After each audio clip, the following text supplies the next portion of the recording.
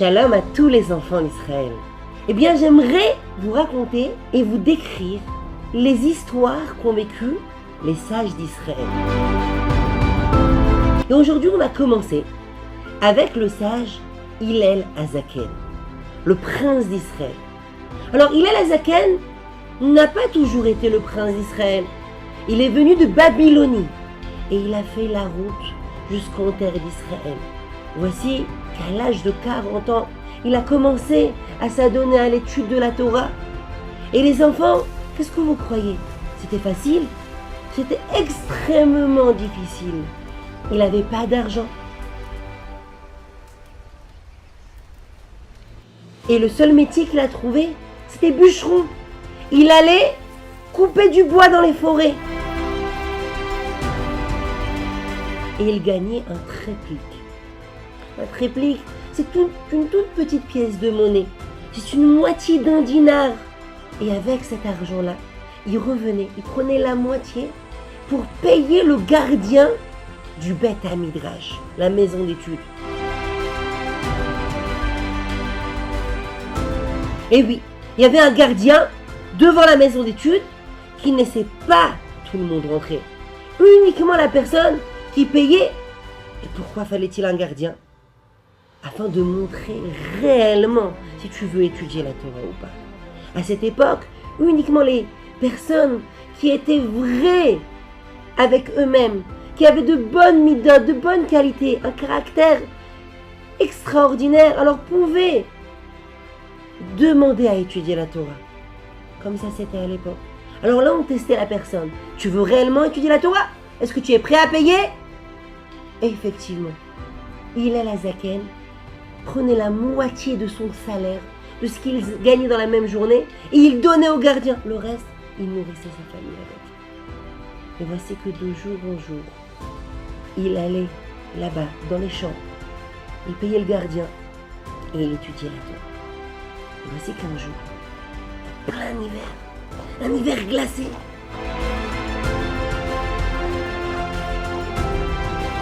Hillel Hazaken va dans la forêt pour couper du bois. Il coupe du bois, mais personne ne va acheter de son bois. Il va dans les marchés, il cherche des acheteurs. Il n'y a pas d'acheteurs.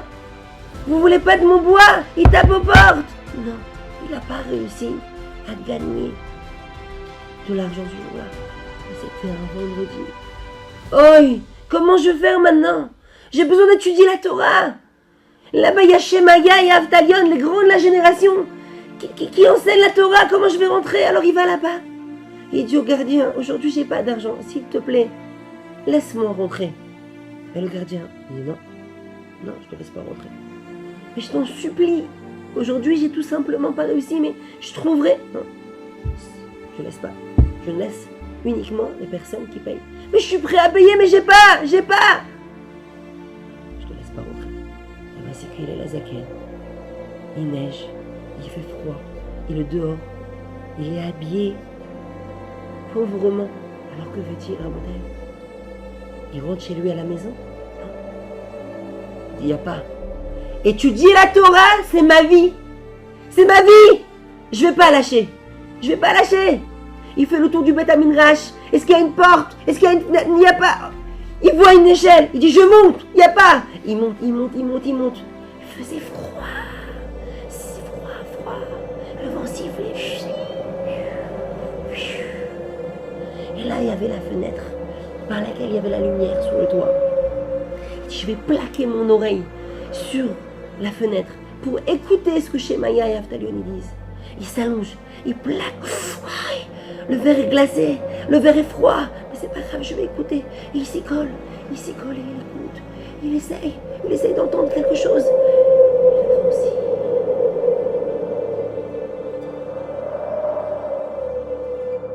Et la neige tombe. Et le froid le prend. Oh, il fait froid, mais je veux étudier la Torah. La Torah, c'est ma vie. Divrei Elokim Chaim, il n'y a pas. Doucement, la neige tombe. Il reste là-bas parce qu'il s'est évanoui de fatigue, d'épuisement.